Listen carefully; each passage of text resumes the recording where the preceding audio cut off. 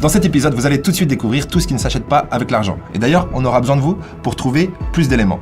Ensuite, vous allez découvrir l'histoire de l'enfant pauvre qui voulait devenir roi. Et vous allez le voir, cette histoire risque bien de vous troubler. En tout cas, Ludo et moi venons de finir de l'écrire et on était à deux doigts de lâcher plusieurs larmes, pour ne pas dire pleurer. C'est parti. Avec de l'argent, vous pouvez acheter une maison, Ouais. mais pas un foyer. Avec de l'argent, vous pouvez acheter une montre, mais pas du temps. Waouh. Avec de l'argent, Waouh. vous pouvez acheter un lit, Ouais. mais pas le sommeil. Avec de l'argent, vous pouvez acheter de la nourriture, mais pas l'appétit. Avec de l'argent, vous pouvez payer un médecin, mais pas une bonne santé. Waouh. Avec de l'argent, vous pouvez payer une assurance, mais pas la sécurité. Waouh. Et c'est le problème que nous avons tous. Il y a des choses que vous ne pouvez pas acheter avec des richesses matérielles, avec de l'argent. Si vous êtes d'accord avec ce qu'il vient de dire, pourquoi pas cliquer sur le pouce en l'air pour le prouver. Et sinon, dites-nous ce que vous pensez qu'il ne s'achète pas avec de l'argent dans les commentaires. Je suis sûr qu'il y a encore plein d'autres choses qu'on peut trouver. Je compte sur vous. Et d'ailleurs, ce qu'il vient de dire me rappelle une histoire.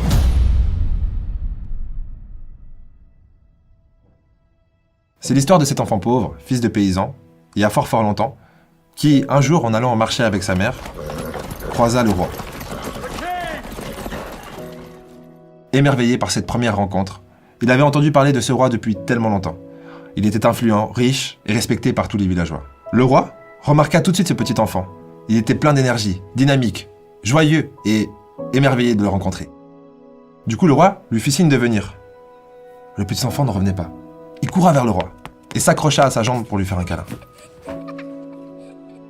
Le roi rigola et lui dit « Salut mon petit, qu'est-ce que tu veux faire quand tu seras plus grand ?» Le petit garçon regarda le roi, gêné et un peu stressé, et lui dit « J'aimerais devenir comme toi, riche, influent et roi. Mais mes parents disent que c'est impossible, car je suis fils de paysan. » Le roi regarda l'enfant avec un sourire en coin de lèvres, s'approcha de son oreille et lui chuchota à l'oreille « Pour devenir riche, il faut vouloir devenir riche. Pour devenir influent, il faut vouloir devenir influent. Et pour devenir roi, il faut vouloir devenir roi. » Sans jamais douter que c'est possible. Le roi se retira ensuite et fit un signe au garçon de la main en partant. Le garçon était émerveillé. Il courut vers sa mère et lui dit « Maman, maman, le roi m'a parlé, le roi m'a parlé !» Et la mère lui demanda « Mais qu'est-ce qu'il t'a dit ?»« Il m'a dit que moi aussi je pourrais devenir roi un jour. » Sa maman était un peu perturbée et lui dit « Ne rêve pas trop mon fils, je voudrais pas que tu sois déçu. Et les fils de paysans ne deviennent jamais rois dans ce monde. » Les années qui suivirent furent les plus belles années de la vie de ce petit garçon.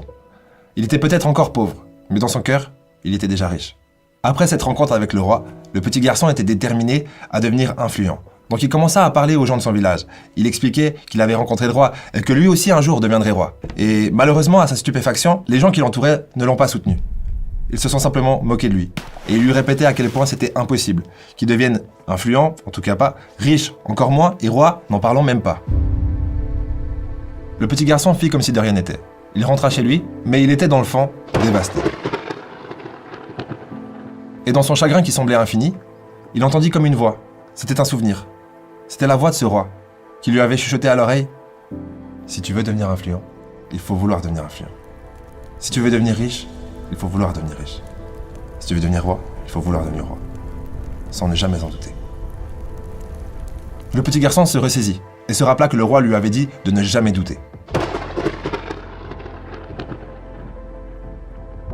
Après avoir longuement réfléchi, il se dit que il ferait mieux d'essayer de devenir riche avant de devenir influent, car les gens de son village ne le respecteraient jamais tant qu'il est pauvre. Depuis ce jour, il se promena tous les jours dans le village en demandant aux gens s'ils pouvaient leur rendre service gratuitement. Il essaya de faire le meilleur travail possible à chaque fois, et il repartait tout le temps sans ne rien demander en échange. Le temps passa, et le petit garçon devenait de plus en plus indispensable pour la plupart des gens du village qui l'aidaient. À ce stade, le petit garçon réfléchit et remarqua à quel point les gens comptaient sur lui. À ce moment-là, il réalisa qu'il était temps pour lui de demander aux villageois s'ils accepteraient de le payer pour ses services. Il n'en revenait pas. Tous les villageois qui l'aidaient acceptèrent. Il rentra à la maison, courant vers sa mère et lui dit « Maman, maman, les villageois vont me payer pour l'aide que je leur fournis. » La mère n'en revenait pas. « Mais avec quel argent ils vont te payer? Ils sont pauvres aussi. » « Non, ils ont dit qu'ils me paieraient toutes les semaines. » La mère dit « Combien ?» Je leur ai dit qu'ils pouvaient me donner ce qu'ils voulaient. Sa mère était plutôt sceptique, mais elle était très contente pour lui, car elle ne l'avait jamais vu autant heureux. Les années passèrent et il travailla tous les jours autant que possible.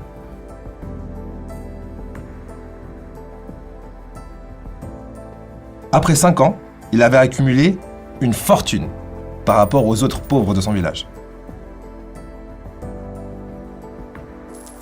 Et en plus, tous les gens de son village l'adoraient, car il était très serviable et vraiment aimable. Le jeune garçon continua ses efforts pendant les années qui suivirent. Après quelques années, ce n'était plus un jeune garçon, mais un jeune homme. Il avait d'ailleurs réussi à atteindre 2 de ses 3 rêves, devenir riche et influent. Il n'en restait donc plus qu'un, devenir roi. Un dimanche matin, juste après s'être réveillé, il a cette impulsion. Il court au milieu du village et hurle « Venez tous, venez tous !» Tous les villageois se réunissent gentiment autour de lui. Et il se lança dans un discours qu'il improvisa sur le tas. Les villageois n'en revenaient pas. Il se proposait comme nouveau roi. Et les mots qu'il prononça étaient comme une lueur d'espoir pour les villageois qui souffraient de la pauvreté. Après son discours incroyable, il se baigna dans les acclamations et les applaudissements des villageois qui étaient déterminés à avoir un nouveau roi. Les villageois avaient donc 1 semaine pour officialiser leur décision, à travers un bulletin de vote. Après ce discours, le jeune homme rentra chez lui, pour expliquer à sa mère qu'il allait à coup sûr devenir roi. Il courra pour rentrer chez lui. En arrivant devant la maison, il voit la porte ouverte. Il entre, paniqué, et voit sa mère, morte sur le sol.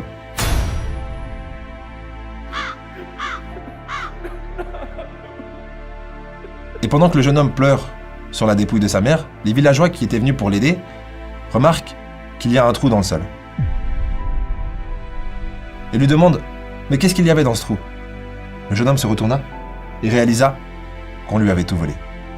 Il était passé de riche à pauvre pendant le simple temps d'un discours qui devait le rendre roi. La nouvelle circula dans le village, et les villageois apprirent rapidement que leur futur roi n'était plus qu'un jeune homme brisé et plus pauvre que jamais. Le jeune homme était mort de honte. Il décida de fuir le village et d'aller vivre seul dans la forêt.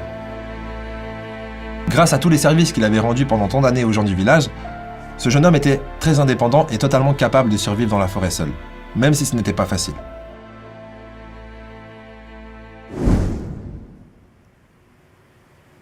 Après plusieurs semaines, un soir comme un autre, ce jeune homme était au coin du feu. Il essaya de se réchauffer autant bien que mal, car c'était un hiver glacial. Alors qu'il était sur le point de s'endormir, il entendit une branche craquer. Il se retourna inquiet que ce soit un prédateur. Il fut surpris de voir que c'était un vieil homme, qui se rapprocha de lui et du feu. Lorsque la lumière émise par le feu éclaira enfin le visage de ce vieil homme, il reconnut tout de suite que c'était l'ancien roi de son village, qui avait disparu depuis plus de 10 ans. « Ah, mon roi, que faites-vous là ?» lui dit-il. « Vous êtes revenu pour les gens du village ?» Et le roi lui répondit « Non, je suis seulement venu pour toi. » Après des retrouvailles pleines d'émotions, l'ancien roi parla au jeune homme comme s'il n'avait jamais quitté le village. Il avait l'air d'être au courant de chaque détail de la vie de ce jeune homme, comme si c'était la sienne. Et alors qu'ils discutèrent au coin du feu, le roi décida de révéler son plus grand secret à ce jeune homme. Il lui dit « Quand j'étais plus jeune, j'étais aussi fils de paysan. Ma famille a été tuée et j'ai été adopté par le roi. Mon père adoptif m'a fait promettre de ne jamais dire ça à personne. Mais aujourd'hui, je décide de trahir cette promesse, pour te le dire à toi. » Il continua en lui disant « Un enfant qui naît riche peut tout perdre, alors qu'un enfant qui naît pauvre et devient riche reste riche à jamais. Tu n'étais pas riche car tu avais beaucoup d'argent dans ta bourse. Tu étais riche car tu as développé la capacité de générer de l'argent et de gérer cet argent. Et c'est pour ça que tu ne redeviendras jamais pauvre, car les capacités que tu as développées te suivront partout où tu iras. Tu ne peux pas les perdre. Retourne au village et deviens roi. » Le garçon, émerveillé, était malgré tout épuisé. Il posa sa tête sur les jambes de l'ancien roi et s'endormit. À son réveil, il était seul. Le feu s'était éteint. Il grelottait. Il décida de courir au village. En arrivant, il ne s'attendait pas à être acclamé.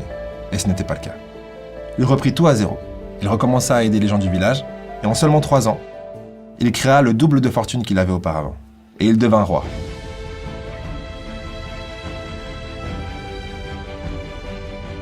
C'est beau.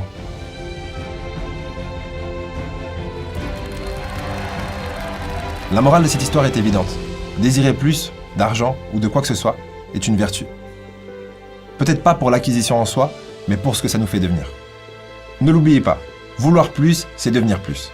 Je pense que la chose la plus importante c'est de ne pas créer son discours dans la frustration. Si vous manquez d'argent aujourd'hui, fermez les yeux et imaginez que demain sera meilleur. Et posez-vous des simples questions comme « Qu'est-ce que je peux faire aujourd'hui pour améliorer ma situation financière ?» Rappelez-vous que peu importe ce que les gens disent, tout le monde veut plus d'argent. Dans le fond, tout le monde veut plus d'argent parce que tout le monde veut plus de liberté, tout le monde veut plus de possibilités. Et l'argent n'est que ça. L'argent n'est rien d'autre qu'un moyen qui mène à ce que vous voulez. Et vous voulez forcément ce que vous voulez. Donc vous voulez forcément plus d'argent. Et pour tout ce qui ne s'achète pas, ces choses vous appartiennent déjà, si vous voulez les accorder. Au prochain épisode. N'oubliez pas de vous abonner, beaucoup de vidéos arrivent. Ça va faire très mal. Mais en même temps, beaucoup de bien.